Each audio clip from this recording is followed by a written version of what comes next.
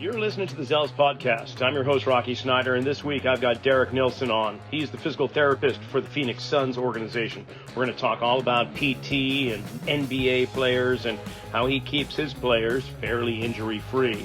But before we start, be sure to check out the workshop that I have going on outside of Boston at Physio X in Needham, Massachusetts. That'll be September 23rd. There's still a few spots available. You can just go to rockysnyder.com, go up to events, click on courses and workshops, and register now. There is a little early bird registration available still, and we'll see you there. Now on to the show. Well, it seems like there's been a heat wave going across the entire nation. In fact, last month, I think I mentioned before, I was in Vegas for the NSCA National Conference. It was like 113 in the shade there. I made the mistake of going out for a walk in between conferences, and I actually had to think, keep your mouth closed or you will lose a lot of moisture. Well, my next guest, he's living in the land of the forever burning sun, and he is the physical therapist for the Phoenix Suns, Derrick Nillissen. Derrick, thanks for being on Zelos, first of all. I'm really glad you're not melting. You're probably in some air-conditioned place. Hey, what's up, Rocky? Yeah, thank you so much for having me. Yeah, like you said, it's been really, really hot here. I think at one point we had over 25 days above 110 degrees, which is pretty wild. You're pretty glued to the indoor activities or to a pool. So, yeah, thankful to be in an air-conditioned room at the moment. Now, we were in Vegas actually at the exact same time because, at least if I'm correct, because the Summer League was happening for the NBA in Vegas during the same week that the NSCA conference was going on.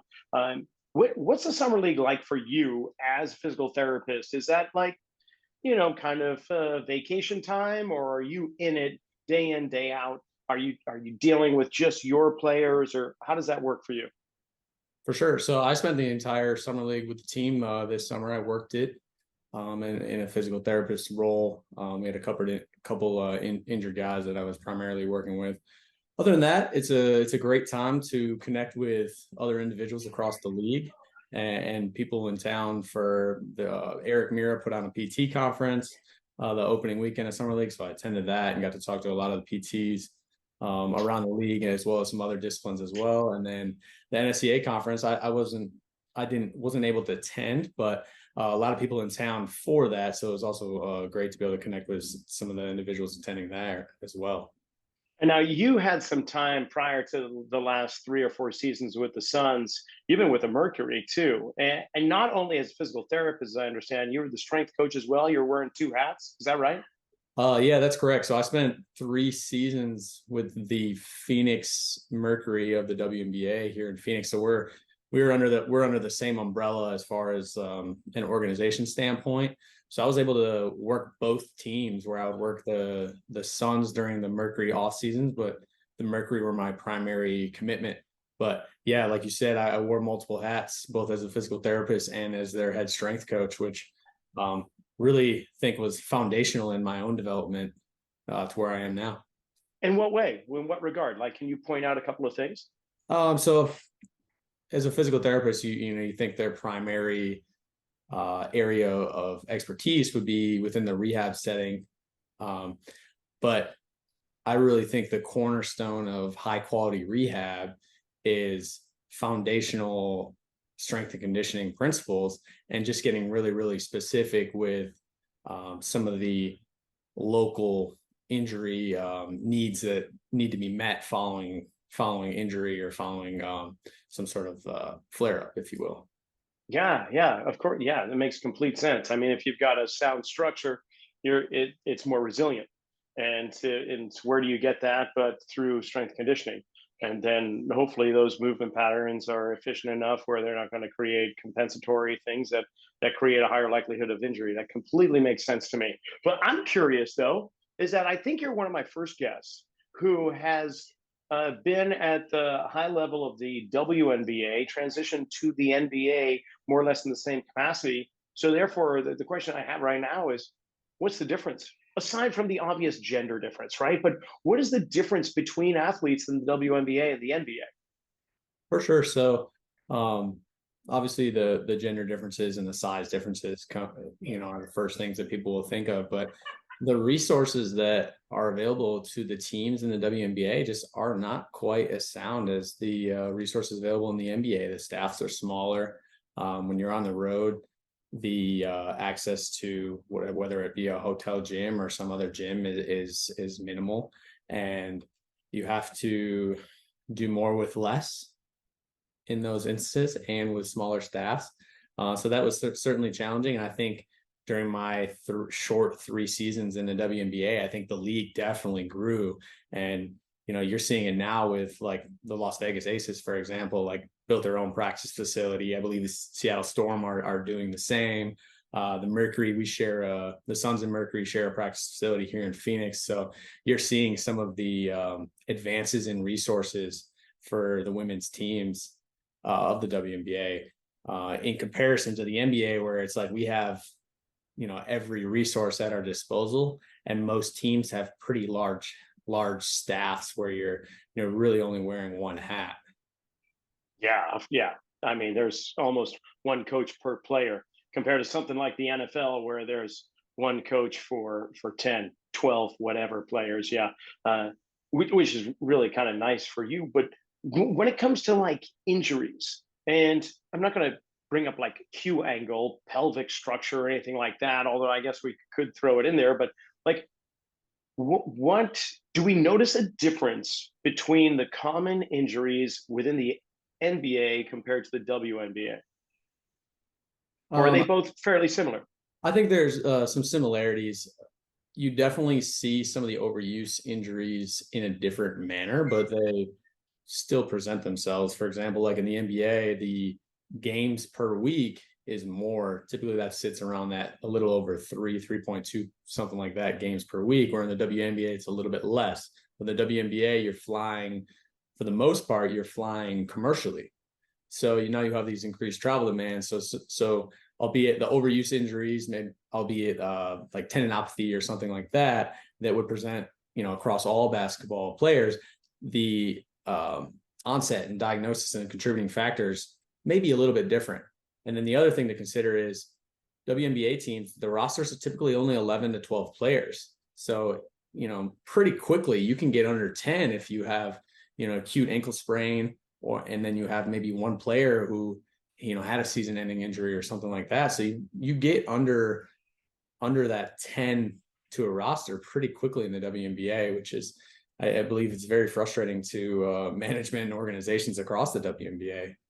Well, frustrating for sure, but I imagine kind of stressful for yourself. I mean, because they're depending upon you in many ways to try to facilitate a speedy recovery and an expedited return to place. What's that like for you? That definitely can be stressful at times when, you have people trying to get this player to return to play maybe quicker than what is optimal. And certainly across all sports, that's a thing where, the nuances of a season, the timing of a season, it's kind of a risk versus reward thing that has to be balanced based on the factors that are involved at that specific time, which, having smaller roster sizes certainly impacts that. Yeah, I imagine. Okay, we'll get kind of back into like common injury sites and trends, and the fact that in the Phoenix Sun organization at this moment in time you have no injuries to report, which is remarkable. Congratulations on that. But I want to know more about you, Derrick. Like, what was your path? I love learning about how people came up in the ranks. They're following their goals and they're achieving them. So obviously you've got a background in basketball, a competitive basketball player, and so on. But give us the listening audience a little bit more insight. For sure. So I'm from Wisconsin originally. I grew up in central Wisconsin, a small little town in the middle of nowhere called Wittenberg, and went to this tiny little high school where I was able to play multiple sports, but really excelled at basketball. And then following high school, I was able to continue playing collegiately, first at a junior college in Madison, and then at Iowa Wesleyan, which is a Division II school in southeastern Iowa. And then landed in PT school at Carroll University, which is just outside of Milwaukee, Wisconsin. And Spent 3 years there doing the graduate program and ended up in Houston where I did a sports residency. And that really was the calling that opened the door to some professional sports opportunities following completion of it. So a sports residency, for some of the listeners that may not know what that is, a small percentage of PTs will do a residency at some point following completion of PT school. I want to say it's less than 5% or something like that, do a residency or fellowship. So a residency, about a year-long program. You get a lot of didactic as well as mentoring from multiple disciplines. So I was very fortunate to get in this residency program in Houston, where I was able to work with the Houston Dynamo and Dash, Rice University. I spent 12 weeks with the Houston Texans, and as well as spent a little bit of time with the Houston Ballet and the Houston Rodeo. So it was really this like breadth of experience in all different types of sports and all different types of athletes. And I got to get what I think is really, really important for any field is you got to get an immense amount of reps with mentoring and coaching of the coach. It's, during that process. So ultimately that opened the door to where I am now with the Phoenix Suns as a physical therapist. Well, that's awesome. Now, with this program, all those teams were in the confine of the program. Like it was almost like a menu. You're going down the list, going, okay, well, for this month you'll be with the Dynamo, and this month, or for the next 3 months, you're going to be with the Texans. Really, that's kind of how it worked. Yeah, no, it really was set up pretty similar to that. You basically spent time with Rice University throughout the whole year. Working closely with their athletic trainers and their chiropractors and their team physicians and their strength coaches, in basically just providing athlete care, while at the same time having a full caseload in a clinic, and then having some of these other avenues to get sports medicine coverage where you work closely with the team staff, for example, like the Dynamo and the Dash and the Houston Texans. The Houston Texans thing was a little bit different, where we got to actually spend the summer, the off-season training full time with them, which was great. So during that time, it didn't have any clinical caseload, but the whole program is about 13 months total. There's a little overlap from year to year. But yeah, it's a pretty diverse and pretty robust program as it relates to sports physical therapists. No kidding. Well, it's interesting because you kind of stayed somewhat Wisconsin centric in a way, dipping down to Iowa, going back up, and so on. But then you make this huge jump south all the way down to the Gulf Coast. What was it that did it just kind of fall in your lap? You learned about this program and you applied, or what was it that made you just take that leap? How did you find out about the program? I guess that's my question. So I had researched residency programs kind of across the country. I had completed most of my PT school at the time. I think it was right before my last semester. And I just felt like I wasn't at a level clinically where I could serve higher level athletes, or, really athletes in general. And I wanted to get better in that area because ultimately I had aspirations of working in a team sports setting, whether that be collegiate or professional.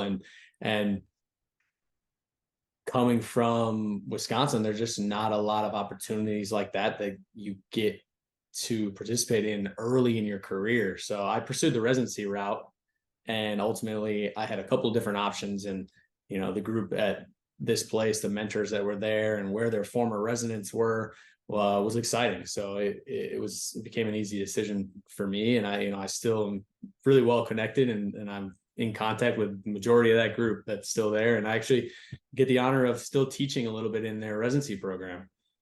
That's great. So a residency program sounds like a much stronger direction and avenue to follow than simply reaching out for internships or trying to contact sports teams.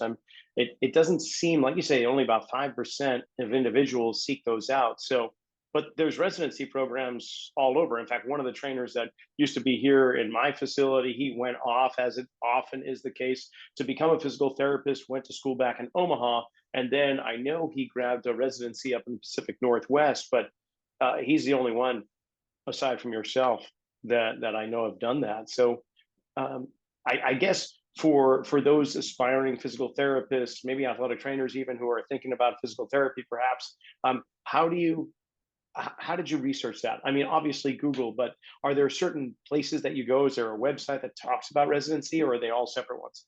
Yeah, no, through the American Physical Therapy Association, APTA, there's basically a large database that it lists all the residencies and gives you more information about each one in each specific discipline across physical therapy. So whether that's sports or orthopedics or geriatrics or neuro, there's a lot of different avenues that you can take that. But ultimately, when it comes down to deciding whether or not to do a residency, it's really about, number one, are you in a position where you can take that type of sacrifice where you do take a pay cut with a concurrent increase in time commitment, which is tough. That's tough. Yeah.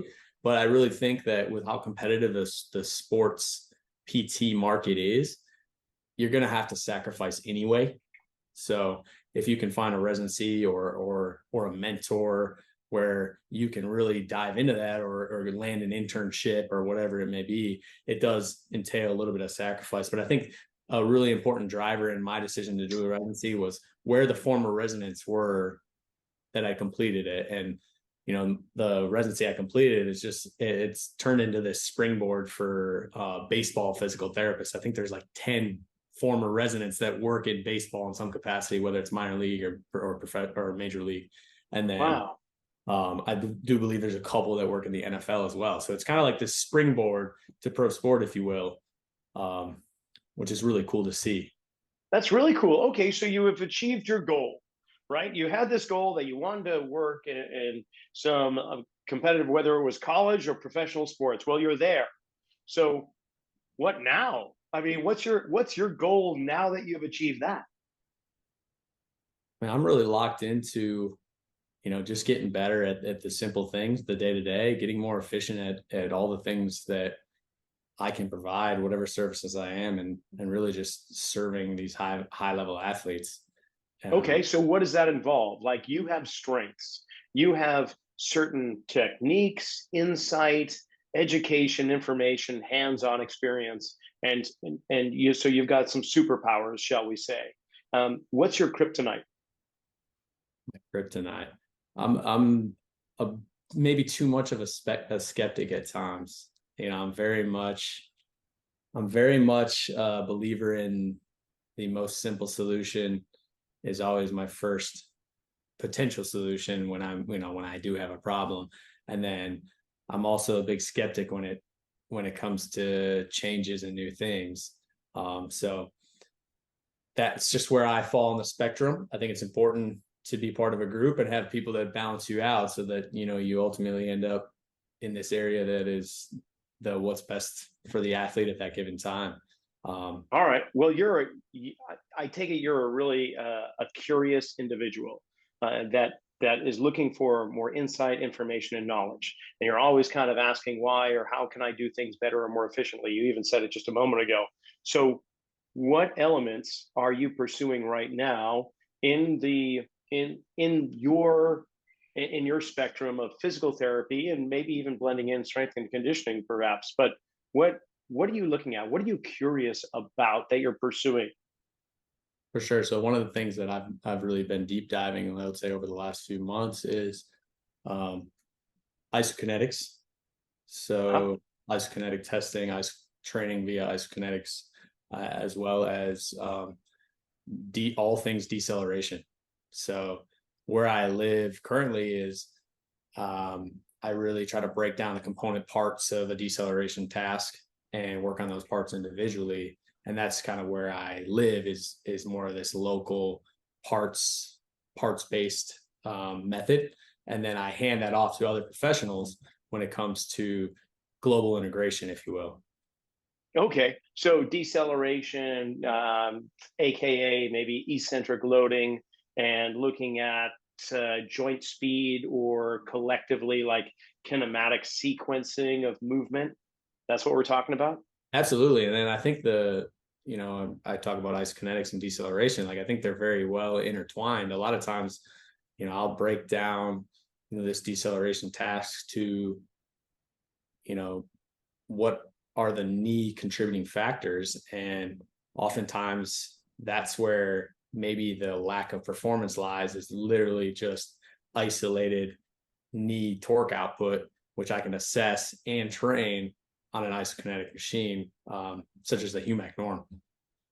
And then how do you then integrate? Is it that just an immediate process where we're going to isolate and then we're going to throw it into the system and then we're going to basically reassess? And did that have efficacy? That last part you said right there: assess, reassess, assess, intervene, reassess. I basically apply that across the continuum, whether I'm breaking down to, the smallest little contributing thing, albeit big first MTP extension or whatever it may be, all the way to, all right, let's see what this looks like globally when they get more in the task itself. So do you do a joint by joint assessment then? Is that what you're saying? Absolutely. Yeah. No, I'm really going to do closed chain, open chain, or both? Both. I am a sucker for isolation. I'm getting turned on right now. I don't know if you can tell. I'm really, but go ahead. Sorry to interrupt. No, I am a sucker for being really stingy with local qualities, if you will.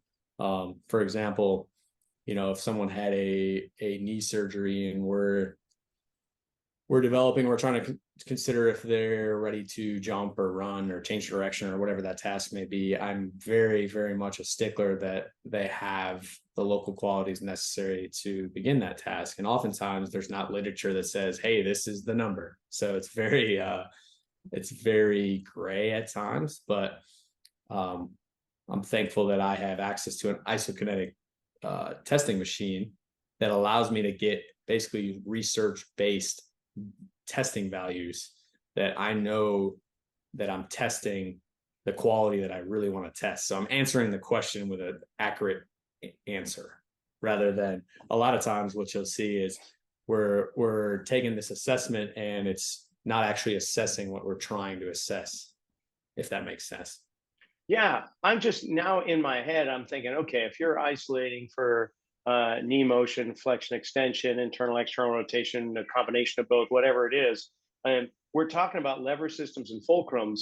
And I know that the longer the resistance arm or force arm is, it's going to change the speed and torque and all that. So you must have some type of spreadsheet based on maybe femur length or tibial length or something like that, because all players are going to move differently. How do you address the individuality of each player when it comes to like knee mechanics?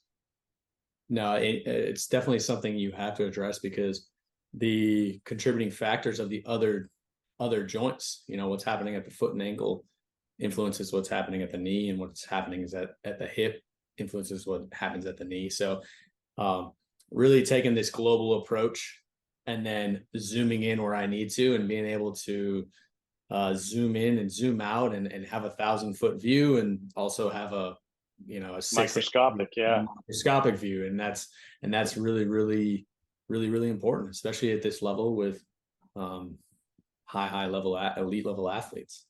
Well, I'm glad you bring that up, because I look at the knee as a lower hip or an upper ankle. It's just it's the connecting point between two ball and sockets, and oftentimes where we lose movement, we must gain it somewhere else. And where we get the most movement is more or less the ball and socket areas. So if we've got an ankle or hip restriction, we might find very well that there's compensatory patterns around the knee that create the wear and tear and the symptoms that you're dealing with. And I think I love hearing you talk, because you are the new wave of physical therapists.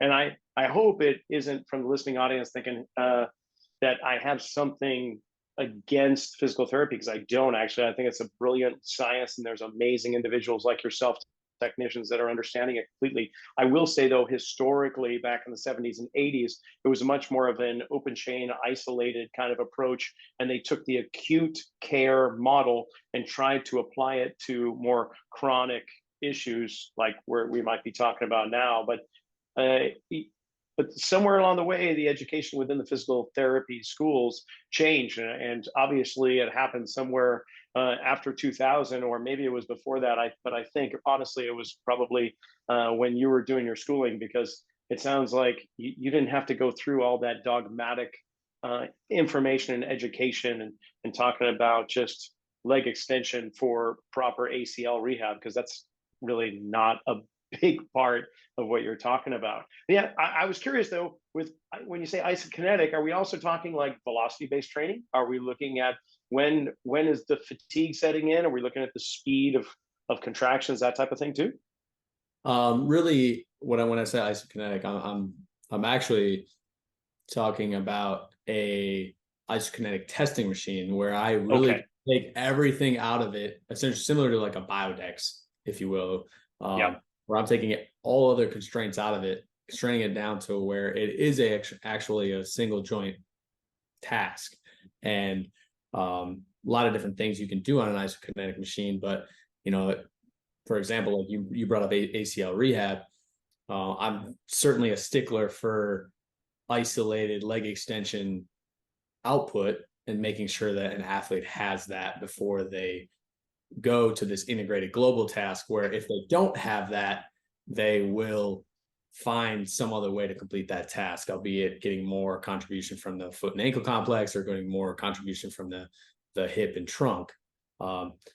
So Yeah, I completely understand. I hope I didn't say it improperly. There is a time for isolating, and then you want to definitely integrate for neuromuscular reeducation, motor learning, and so on. But I guess previous, back in 70s and 80s and those years, it was just we're going to isolate and then you go your merry way. There wasn't the reeducation and the integrative that you're doing. So combining the best of both worlds, reading from the even and the odd page to get the complete story. That's what I'm going at. Like, you've got it both. And it's no wonder that the Suns, although there's so many factors and elements that come into play when we're talking about sports injury, but the likelihood that right now you have no injuries speaks volumes. It's great. no, absolutely. It's been great to see the PT profession kind of go from this, all right, we're going to be isolated local joint loading. And if we have a knee injury, we're really just looking at the knee, to, all right, now we're having this global approach and we're doing, I call it the functional exercise era. But now it's a blend of the two, where we're figuring out when it is we need to do local isolated single joint movements and when it is we need to integrate into some global movement pattern. And oftentimes the answer lies in combining both of them at the same time, and knowing, maybe when you need to do global patterns that maybe don't involve the knee as much while you're still working on isolated knee qualities. And then once they can demonstrate the isolated things they need to demonstrate at the knee, then integrate the knee into those global patterning tasks. Yeah, I mean, to just bring it down for in simple terms for me to understand, and how I wrap my head around it, is that we've got these joint coupling relationships. So that when the knee goes into flexion, the ankle should do something, the big toe should do something, the spine should do something. If we can get an understanding or a mapping of how these joints relate to each other in three-dimensional space, then when we watch a movement, we can discern what's moving too fast, what's moving too slowly, and can we speed whatever is slow up, or can we slow down whatever is moving too fast? Just make it more harmonious. And that's essentially what I hear you do. Absolutely. Right on. So aside from isokinetic testing and your fancy tech stuff that I don't have, right? What else do you use? Like, what's in your toolbox? What's in your toy box? I really have a very simplistic approach when it comes to treatment philosophy as well as exercise progression. It doesn't have to be more and more complex. I tend to break down this task that is really, really complex in basketball, which I work in basketball. So that's extremely complex. Most of the time, I bring what I do back to simple things and doing them really, really well. Got it. Okay. Then riddle me this, Batman. We've got three categories that are often spoken of: rehab, and then there's a line, and then there's return to play, and there's a line, and then there's like strength conditioning or optimal performance. How do you take those lines away and mesh them together so that it's a fluid transition through rehab, through return to play, through continued optimal performance? And that's a great question. I think, you ask a lot of different professionals, you'll get a lot of different answers. But my approach is this. So let's say you have an acute injury, and during that first X amount of days where you're really focused on maybe managing pain or restoring range of motion or decreasing swelling or something of that nature, that phase of this rehab is really dominated by your medical team, your athletic trainers, your physical therapists. And then it progresses to where they can start to train the rest of their body, and they start rehabbing whatever their injured tissue was. So that's where maybe the rehab is consisting of these isolated joint movements. Let's say they had a hamstring strain. Maybe the rehab is consisting of hamstring loading exercises. And then your performance staff or your strength conditioning staff is training the rest of their body from a strength standpoint. Maybe they're doing speed and power with their other leg, or maybe they're maintaining whatever fitness and speed-based qualities they can through safe and effective means while they're still rehabbing. And then they get to a point where they meet maybe their goals for rehab, and the athlete then typically would transition to the performance staff or a strength conditioning staff, where they're really trying to optimize their performance, and they're going through their return to play progression, which typically at that point, the rehab piece becomes the sport. So it's progressing them through what they're doing on the court, whether it, at first maybe it's just stationary shooting and skill work, all the way to maybe they're playing 2-on-2 in small spaces, or they're doing a progression of what their basketball activity looks like until they're ready to play game minutes, if you will. So yes, everyone's got a piece of this puzzle that is the continuum from acute injury to return to play. And then I think the communication across multiple disciplines becomes really, really important to make that effective. Completely. It makes sense to me. I'm curious that I see it as a pie chart, really, and certain wedges are going to be greater than others depending on where they are on that path to return to optimal level of performance. And albeit NBA players are some of the most conditioned, athletic humans on the planet. It's just the physical demands and conditioning. It's just amazing. With that, there's also propensities of movement patterns that are reinforced over time, whether it's the shooting arm, whether it's the plant foot for a layup, whether it's a preferred driving side where they go 65% driving down the left side of the key compared to the right side, or whatever the case may be. There's those elements that are always kind of adding a little element of chaos to the structure that is pulling it away from a centrated place. And the further we get away from that balanced place, the higher the likelihood of injury. So as they're at that end of the spectrum of optimal performance, are there elements that you're throwing in there that are helping to counteract that? Is that in the consideration at all? Absolutely. You're spot on. These guys are phenomenal athletes, and part of being a phenomenal athlete is being a master at compensation and really trying to drive your own performance through, how long or how far can you push your body to do this compensatory pattern before it breaks, but also at the same time knowing that pattern may be helping you perform better. So I'm very thankful that I get to see these guys in season almost every day. So you really can see the changes on a day-to-day, and you basically know what an athlete's neutral is or what their neutral state is. And it's pretty fluent to assess them on a day-to-day and understand where they're impacted by the game itself. So really blessed to be able to see these guys almost every day, which a lot of people just don't have that ability, albeit in other sports. So you're talking about a proactive, preventative approach where you're dealing with asymptomatic athletes who are at a high performance level, but you're still there courtside. And is it just through visual assessments, or do you go, hey, you know what? We're going to just have regular kind of, yeah, assessments, whether it's joint by joint, whether it's getting them the isokinetic machine, whatever the case may be. Is that a part of your role and responsibility where you're just rotating through the roster and just doing check-ins with them? Or because that's what I could see as being a really successful recipe compared to dealing with the issue only when it appears. No, 100%. You have to be proactive, and you have to have high quality assessments very frequently.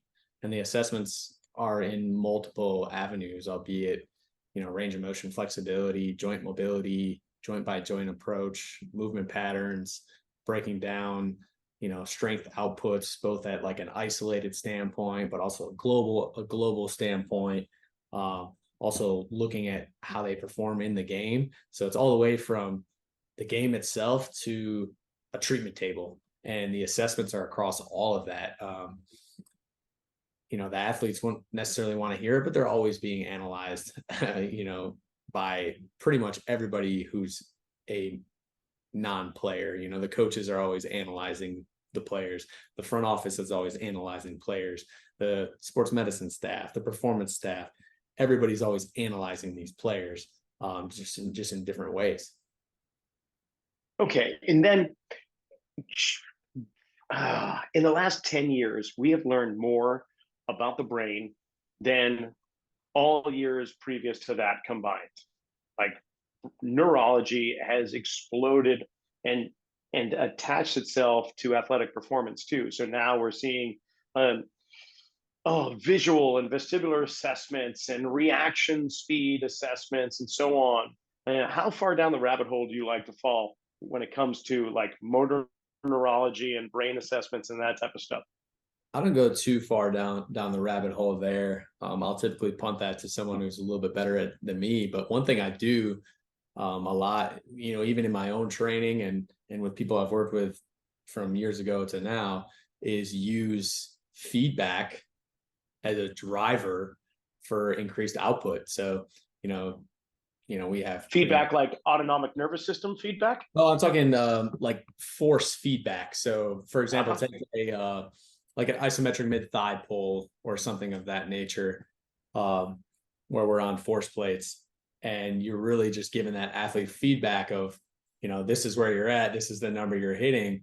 And a lot of times these guys and even myself in my own training, I'm competitive enough to where, I'm going to beat that the next rep. And, eventually you reach a point where your performance declines a little bit within that session, but you certainly can maximize your output. And a lot of times it's the feedback that can drive it, and the competitiveness of the individual that can drive this increased output. Nice. That's that task. Okay. When it comes to your job, what's the best part of it? What's the worst part of it? Oftentimes the best part is I sit back and I realize, during a game, for example, hey, I get to watch basketball almost every day in some capacity, albeit I'm working during that time. I'm watching basketball, which as a kid, like, my ultimate dream was to play basketball at the highest level. And I realized pretty quickly I couldn't do that. I was fortunate enough to play collegiately, which I'm thankful for, but to continue working within basketball in this current capacity, it's surreal at times. And oftentimes I need to kind of pull myself away to realize, hey, this is pretty cool. The worst part about it is the brutal travel schedule. So it's an 82 game season.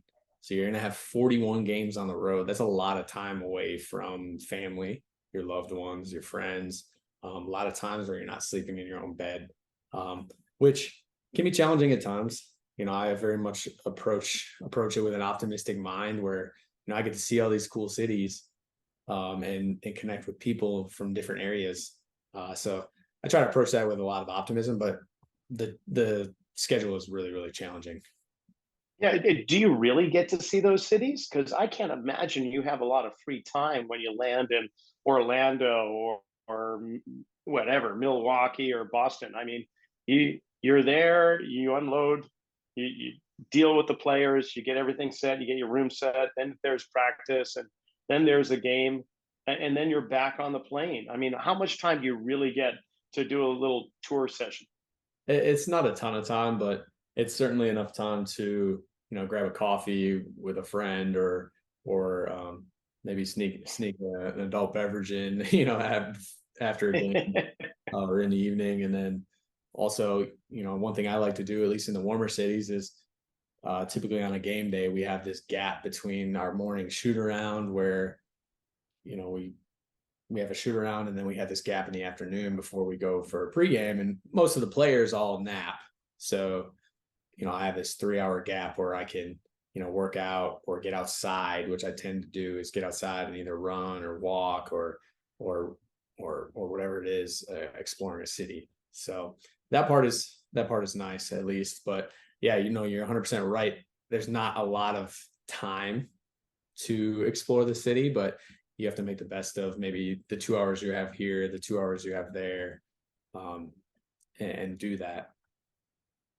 Yeah, I got you. Okay, this has been amazing. You've thrown out so much insight and information.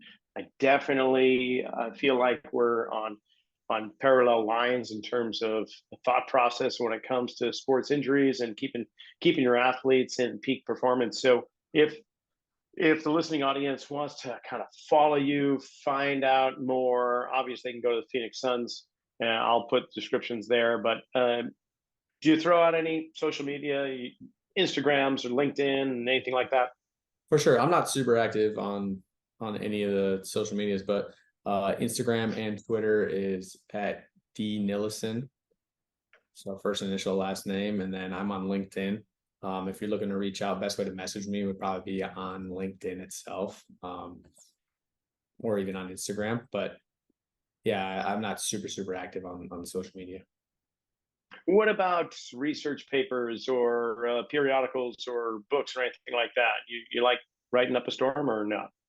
I haven't.